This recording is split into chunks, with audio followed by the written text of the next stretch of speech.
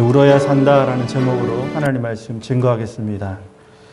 아기가 태어나는 순간은 참 경이로운 순간이 아닌가 싶습니다. 아기가 처음 잉태를 해서 10개월가량 엄마 뱃속에 있다가요, 아기가 나오는 그날은 축복된 날이지만 참 위험한 날입니다. 여러분 기억하실지 모르지만 아기가 처음 태어나면요, 반드시 아기가 나오면서 울어야 돼요. 그렇지 않으면 의사는 아기 입에다가 손가락을 넣어가지고 기도를 열게 하든가, 아니면 어떻게 합니까? 아기를 거꾸로 들어서 엉덩이를 찰싹 때리면 아기가 으앙 하고 울잖아요. 만약에 울지 않으면 위험하기 때문에 그렇습니다. 울면 살 수 있기 때문에 그렇죠.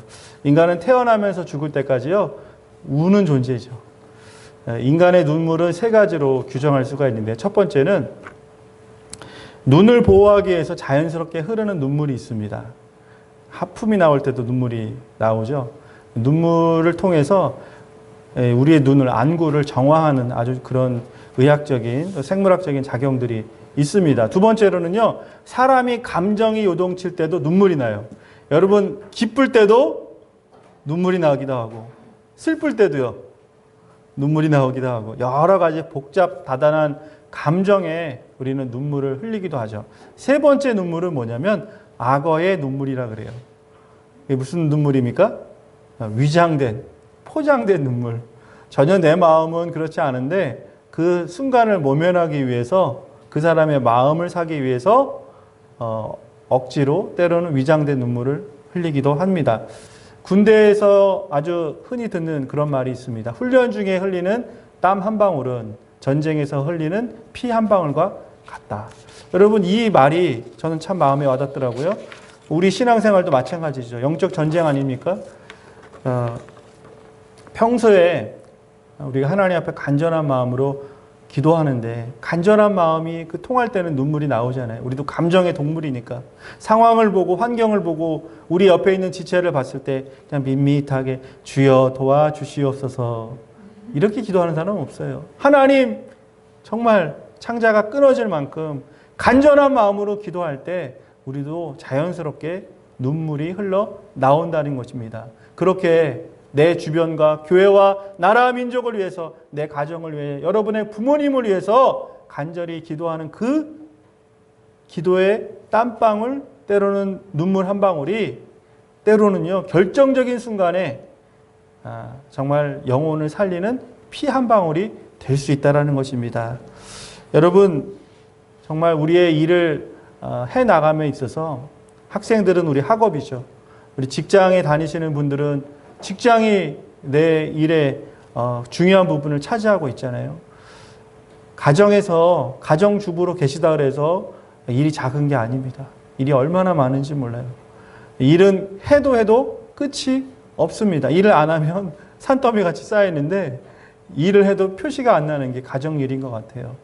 여러분, 작은 일을 하든, 또 내가 일이 얼마나 큰 일인지 모르지만 그 일에는 정말 때로는 땀도 흘려야 되고요, 또 눈물도 흘려야 되고, 어쩔 때는 희생의 피도 흘려야 된다는 것입니다. 코로나 지난 3년간의 여러분 기억나시나요?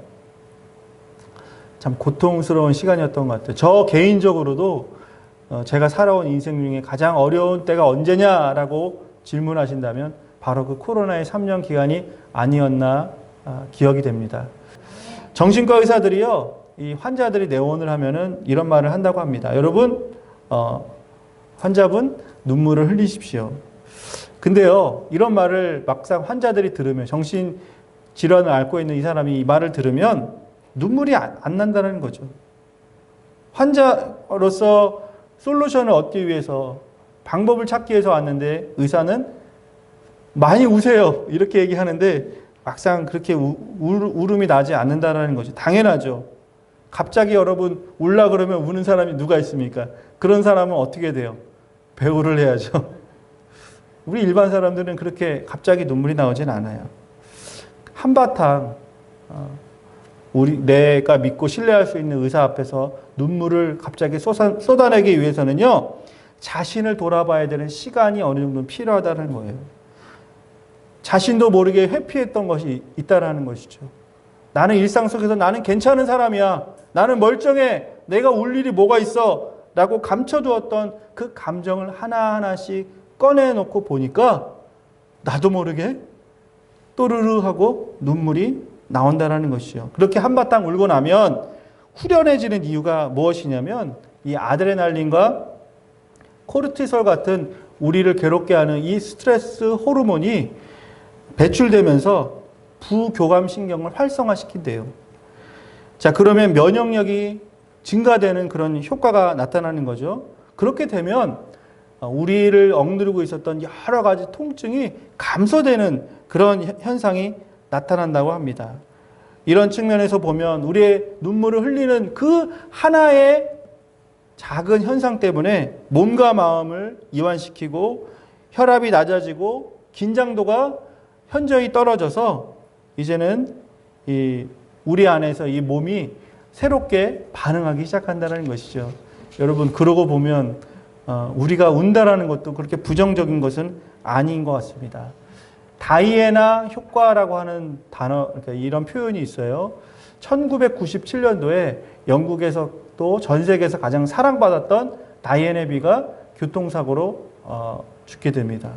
그러니까 이 다이애나는요, 정말 전 영국 사람들의 사랑과 지지를 받았던 사람이에요. 모든 영국 사람들이 슬픔에 동참을 했어요. 눈물을 펑펑 흘리는 거예요. 그런데 신기한 것은 뭐냐면 그 해에 우울증으로 앓고 있었던 사람들의 50%가 줄었다라는 거예요. 그 이유를 연구를 해서 보니까 그 나라의 슬픔 앞에, 나라의 어려움 앞에서 눈물로 통곡했던 그 사람들이 늘어났잖아요. 이 사람들이 그 눈물을 흘렸던 그런 어떤 일들로 말미암아서 자기 마음 안에 우울하고 자기를 뒤덮고 있었던 어두운 그림자가 어느 순간 사라졌다라는 것입니다. 그래서 심리학자들은 이것을 가리켜서 다이애나 효과라고 하는 그런 명칭으로 사용하고 있습니다.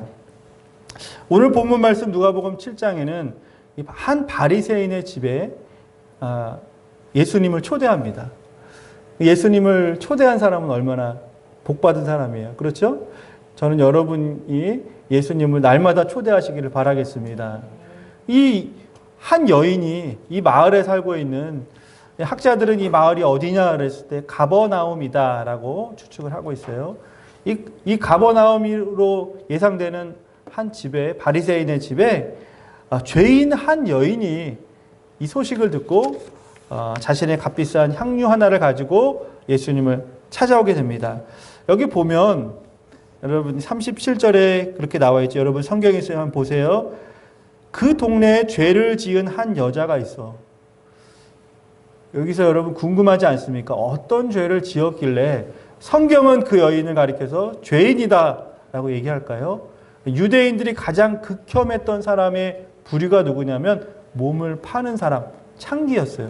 그러니까 오늘 이 성경을 기록한 누가나 또 그 당시에 배경에 있는 많은 사람들은 저 사람 죄인이야, 저 여자 죄인이야 라고 하는 사람은 거의 대부분 10중 8구 몸을 파는 정말 사람들에게 가장 경멸을 당하는 여인이 바로 예수님 앞에 찾아왔습니다. 여러분, 우리 모두가 이 여인뿐만 아니라 죄를 가지고 있지요. 죄가 없는 사람 있습니까? 로마서 8장 10절 말씀에 의인은 없나니 하나도 없다라고 말씀하십니다. 우리 모두가 예수님 앞에 나와야 될 이 죄인으로 불리고 있었던 이 여인과 같이 예수님께 나온 것이죠. 여러분, 예수님 앞에 나온다는 건 그렇게 쉬운 게 아니에요. 왜냐하면 나는 이미 주홍글씨처럼 사람들이 봤을 때 나는 죄인으로 낙인 찍혔기 때문에 사람들이 나를 봤을 때 아우 죄인 지나간다, 아우 죄인 저 집에 들어가, 아우 죄인 나온다, 죄인 뭐 하고 있네? 이런 것이 나에 대한 평가였기 때문에 예수님 앞에 나온다는 것은 결코 쉬운 게 아니었어요. 그러나 여러분, 예수님 앞에 나올 때는 내가 죄인인 것은 맞지만 하나님 앞에 나아가면, 예수님 앞에 나아가면 용서받을 수 있다라고 하는 믿음의 담력이 있기 때문에, 그런 믿음의 한 줄기 빛이 있었기 때문에 나아갔다라는 거예요. 저와 여러분, 우리는 죄인이죠. 나도 죄인이죠. 그러나 예수님 앞에 나아가면 주님 앞에 예배의 자리로 나아가면, 내가 간절한 마음으로 기도하기 위해서 주님 앞에 나아가면 나는 용서받을 수 있다. 나는 새로워질 수 있다. 그런 한 줄기 믿음을 가지고 나아갈 때 예수님을 온전히 만나게 될 줄 믿습니다. 이 여인이 자기가 죄인인 걸 자기도 알고 남도 아니까 오늘 본문 말씀에 보면 예수님을 똑바로 보면서 그 앞에 나간 것이 아니라 예수님을 뒤에서 이렇게 돌아가지고 눈도 마주치지 못하고 오늘 사진에 있는 것처럼 예수님의 발 앞에 엎드렸다라는 것입니다. 그리고 예수님 앞에 성경 본문에 나오지 않았지만 그런 얘기 아닙니까? 질문이 그런 거잖아요. 너는 누구냐? 너는 왜 왔느냐? 이런 질문이 우리가 상식적으로 할 수 있는 질문이잖아요. 그런 스토리텔링, 나의 속마음, 사람들은 다 알지 못하는 내 속사정, 내가 왜 그렇게 살아왔어야 되는지, 내가 왜 이런 사람들의 비난을 받으면서도 살아가야 되는지에 대한 자신의 속마음을 예수님께 얘기한 후에 눈물이 흐르기 시작하는 거예요. 얼마나 흘렀는지 여러분, 누군가의 발을 닦아줄 만큼 정말 그 주전자로 물을 붓는 것처럼 이 여인의 눈에서 눈물이 흘러 넘쳤어요. 그러니까 예수님의 발을 다 적실 만큼 그 눈물이 쏟아졌다라는 것이죠. 그러니까 이 여인이 머리를 풀어서 예수님의 발을 정성껏 닦아드립니다. 그리고 그 예수님의 발 위에 자신의 값비싼 향유, 기름을 그곳에 부어드리는 장면이 오늘 본문에 나오고 있습니다. 여러분, 자신이 죄인인 것을 깨닫는 사람은요, 예수님을 쳐다볼 수가 없죠. 그러나 예수님이라면 나의 이야기를 들어줄 수 있으신 분이야. 예수님이라면 다른 사람은 몰라도 나를 손가락질하지 않고 나의 이야기를 들어주시고 또 나를 위로해 주시고 격려해 주실 거라는 그런 작은 믿음을 가지고 나아갔습니다. 예수님 앞에 이 여인이 한 모습을 보고 바리새인, 이 집주인, 오늘 본문에 보면 아예 이름이 나오고 있죠. 시몬이라고 예수님은 말씀하십니다. 그러니까 시몬이 화가 나가지고 이 여인을 이제 역정을 드는 거예요. 너 왜 여기 와가지고 예수님 앞에 와서 너 같은 게 와가지고 그러냐? 왜 네가 향유를 붓고 난리냐? 그러니까 예수님이 뭐라고 말씀하십니까? 너는 주인으로서 내가 여기 들어왔을 때 발 닦을 물 한 동이도 주지 않았는데 이 여인은 자신의 눈물로써 나의 발을 닦고 향유로써 기름을 부어서 나의 길을 준비한 사람이다 라고 하면서 이 여인을 칭찬하시고 이 여인의 행동을 옳다라고 말씀하시는 장면이 본문에 나오고 있습니다. 여러분, 고대 근동의 관습은 무엇이냐면 바깥에서 집에 들어올 때는 반드시 자신의 신었던 신발을 벗고 물로 자신의 손과 발을 깨끗이 씻어야지만 그 집에 들어올 수가 있는 것이 유대 근동의 정결법입니다. 그런데 오늘 예수님이 지적하신 것처럼 바리새인이었던 시몬, 예수님을 초대할 만큼 사람이면 자신의 어느 정도 예수님을 적당하게 섬길 수 있는 생활 수준이 되는 거잖아요. 어떤 사람의 손님의 또는 주인의 발을 닦아드리는 것은 그 집의 여러 하인들 중에서 가장 천한, 가장 낮은 하인이 그 일을 맡아서 했었어요. 그런데 예수님의 초대한 이 사람은 예수님의 발을 닦아드릴 그런 준비를 하지 않았던 것이죠. 이유가 무엇이냐면 예수님을 진짜 섬기려고 초청한 것이 아니라 예수님을 책잡기 위해서 이 바리새인 시몬은 예수님을 초대했기 때문에 그런 절차를 생각할 겨를이 없었다라는 거예요. 그러나 죄인으로 불렸던 그 여인은 예수님을 섬기기 위해서 예수님 앞에 내 자신을 드러내고 예수님 앞에서 새로운 모습으로 살아가기 위해서 자신의 삶을 내어드렸다는 것입니다. 40절과 44절에 보면 예수님이 여기에 대해서 한 비유의 말씀을 해주십니다. 어떤 사람이 있는데, 두 사람이 있는데 한 사람은 50데나리온을 이 채권자에게, 주인에게 빚을 졌고 또 한 사람은 거기에 10배가 해당되는 500데나리온의 빚을 진 사람이 있다. 그런데 이 두 사람이 갚을 능력이 없어 보이니까 이 주인이 한 것이 뭐냐면 그냥 돈을 안 갚아도 된다 그러면서 이 채무를 다 변제를 해준 거예요. 자, 그렇다면 50데나리온을 탕감받은 사람이 더 이 주인을 기뻐했을까요? 500데나리온을 탕감받은 사람이 더 기뻐하면서 감사했을까요? 당연히 예, 맞습니다. 이건 뭐 고등학교 수학을 못해도 알 수 있는 거예요. 50이냐 500이냐. 이 얘기에서 50데나리온은 누구를 얘기하는 거예요? 당연히 바리새인. 이 이야기를 듣고 있는 자신은 죄가 없다라고 스스로 생각하는 사람일지 모릅니다. 그러나 이 500데나리온을 상징하는 것이 바로 눈물로 예수님의 발을 적셨던 여인에 대해서 이야기하는 거예요. 여러분, 그렇다면 우리는 50데나리온을 탕감받은 사람일까요? 아니면 500데나리온을 탕감받은 사람일까요? 네. 50데나리온이라고 생각하면 눈물이 날 게 없어요. 여러분, 감동이 없는 거예요. 당연한 거예요. 그러나 오늘 이 두 비유에만 본다면 우리도 저도 500데나리온 탕감받은 사람이라는 거예요. 여러분, 어떻게 보면 이런 생각도 들지 않습니까? 아니 50하고 500하고 그렇게 1만 달란트도 아니고 무슨 500데나리온 50 한 데나리온은요 한 사람의 인건비 품삯이 바로 1데나리온이니까 그러니까 50일 동안 일하는 가격 그 돈은 또 500일 동안 일했을 때 받는 급여 뭐 크게 본다면 인생을 넓게 본다면 그게 무슨 큰 차이가 있을까 이런 생각 들잖아요. 우리 그런 말 하지 않습니까? 야, 나 175야. 야, 나 117이야. 키 작네. 190이 보면 뭐예요? 에이, 도토리? 키재구나. 키재기구나. 여러분, 잘난 사람, 못난 사람, 똑똑한 사람, 잘생긴 사람, 키 작은 사람, 키 큰 사람, 우리는 다 비교하면서 살잖아요. 그런데 63빌딩 제가 꼭대기에 올라가서 이렇게 내려다 보니까 아무것도 아니에요. 다 그게 그거예요.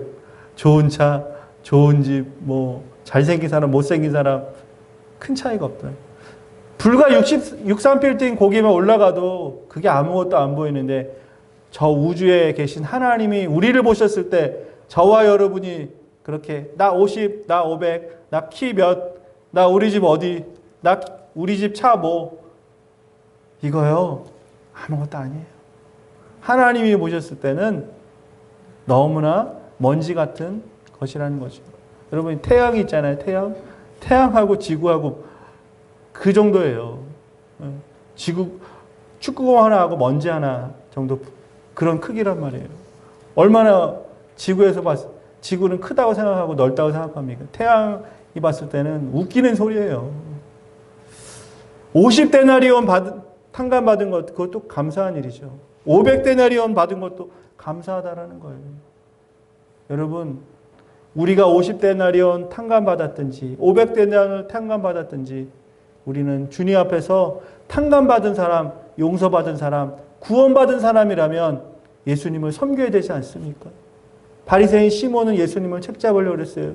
예수님이 그 집에 들어온다는 것은 큰 영광 아닙니까? 우리 집에 내가 존경하고 사랑하고 온 인류의 구원자시고 십자가 지시고 나를 구원하실 그 예수님이 우리 집에 들어오셨다는 건 참 영광인데 예수님을 책잡을 그 생각에 발 닦을 물조차 준비하지 못한 그런 삶이 아니라 정말 나는 죄인이고 나는 가진 것이 없고 나는 주님 앞에서 아무것도 아니지만 나에게 은혜를 베풀어 주신 그 주님 앞에 내 삶의 가장 소중한 것을 드리겠다고 결단하는 이 여인의 모습과 같이 살아가시는 저와 여러분 되시기를 바라겠습니다.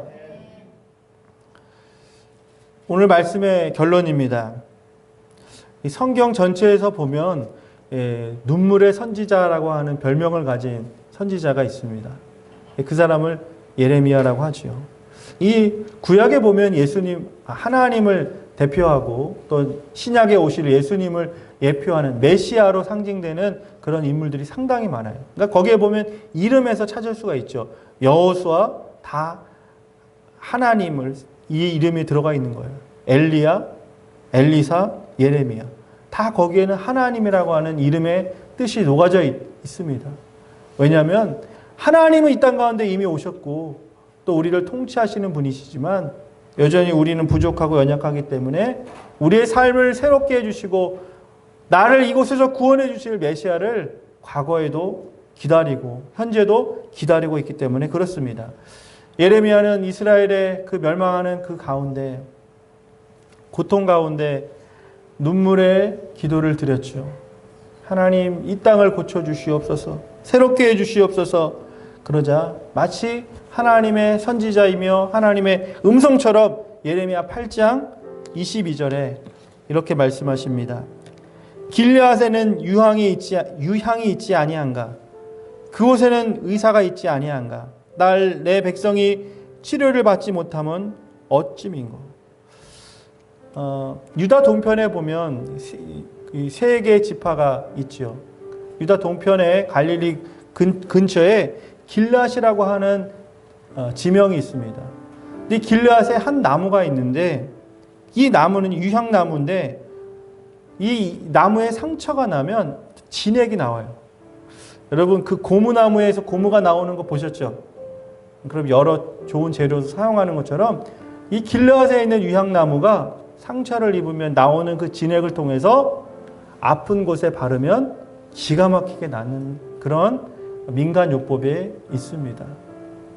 그래서 그 길르앗에는 이 유향나무에서 나오는 진액을 가지고 사람들을 치료하는 치료약도 만들고 또 사람들을 실제적으로 치료하는 의사들이 많이 있었다 그래요. 오늘 예수님께서 또 우리에게 말씀하시는 것이 무엇이냐면 바로 예수님께서 유향나무가 되어주신다는 거죠. 여러분 향나무 아시죠? 향나무는 그냥 향이 나지 않아요. 이렇게 가서 막 쓰다듬으면 신기하게도 향나무에서는 그 아름다운 정말 향기가 솟아나죠. 향나무가 너무 많이 자라가지고 도끼로 찍어야 될 때가 있어요. 찍어 베어서 다른 곳으로 옮기든지 다른 재료로 쓰기 위해서 나무를 도끼로 찍어낼 때가 있어요. 그러면요, 그 도끼로 찍힐 때는 너무나 나무에게는 고통일 수 있지만 가장 향기가 극대화된다는 것입니다. 우리의 삶이 그저 밋밋하고 무감각하고 울을 일도 없고 감동받을 일도 없다고요? 여러분 때로는요 하나님이 나에게 이 상황 가운데 눈물을 흘리게 하실 때가 있다는 거예요. 어쩔 때는 억지로라도 눈물을 흘려야 될 때가 있습니다. 그러나 더 중요한 것은 예수님 앞에 나올 때 내가 구원받은 사람이라는 것을 깨닫게 됩니다. 내가 왜 이렇게 고통을 받고 있지? 왜 내 자녀가 이렇게 길이 막혀 있지? 왜 이 시대가 이렇게 변하지 않지? 왜 나아질 기색이 보이지 않지? 여러분, 하나님 앞에 엎드려 기도하시기 바랍니다. 주님 앞에 기도하는 사람을 주님께서 찾고 계시다라는 거예요. 시대의 예레미야를 하나님은 오늘도 찾고 계십니다. 너는 내게 부르짖으라 내가 응답하겠고 내가 알지 못하는 은밀한 것을 우리에게 보이신다고 약속하신 주님 앞에 이제 여러분 1년의 반이 딱 지났습니다. 이 2분의 1 동안 여러분이 하나님 앞에 얼마나 많이 기도하셨습니까?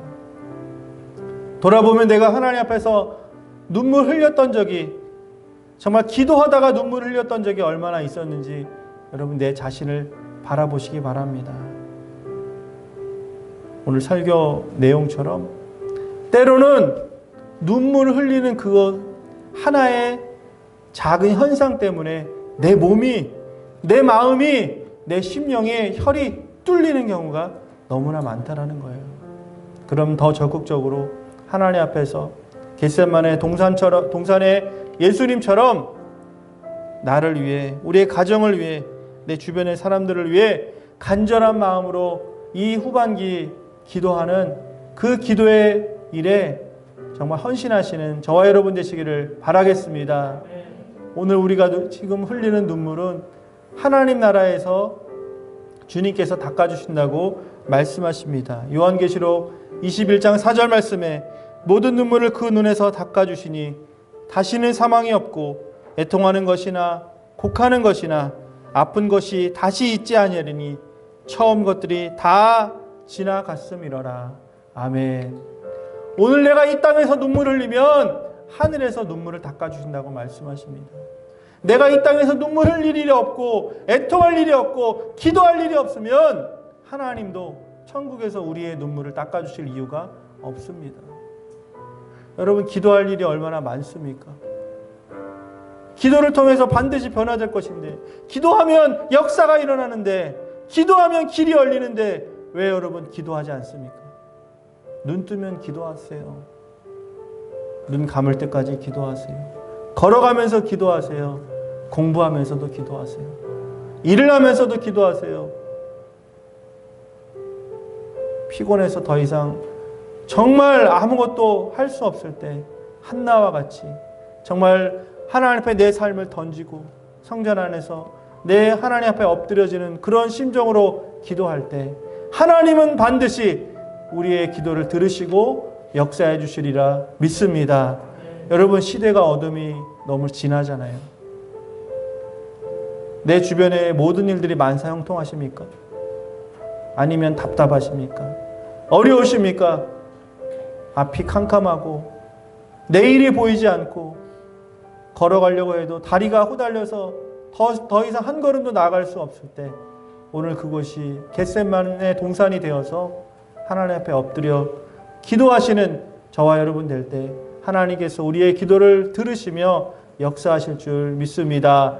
울며 씨를 뿌리는 자 기쁨으로 그 단을 거둔다고 말씀하셨사오니 오늘 우리가 기도의 눈물로 이 땅을 변화시키고 새롭게 함으로 하나님의 나라에서 많은 것들을 열매 맺는 하반기의 시간들이 되기를 소망합니다.